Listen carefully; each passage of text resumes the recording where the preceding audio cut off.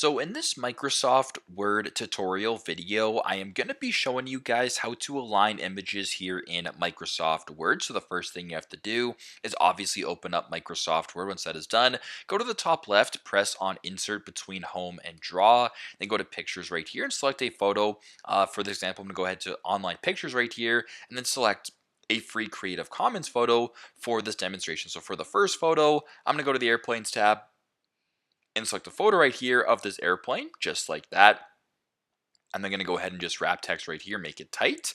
I'm going to go ahead and add a second photo right here of how about, I don't know, animals for demonstration. I'll go ahead and pick an animal right here. I'll select the zebra right here and then press on insert and then do the exact same thing. Wrap text right here and then press on tight. So I have my two images right here.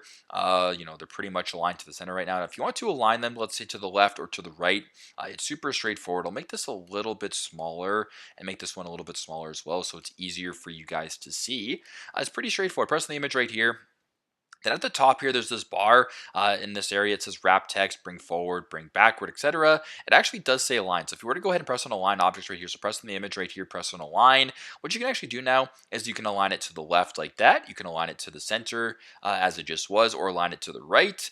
You can align this to the top right here. You can align this one to the top right here. Basically, you can just play around with it and do whatever you want. So if you want to go bring this one to the top, you can do that and sort of play around with it that way. So super straightforward, super simple.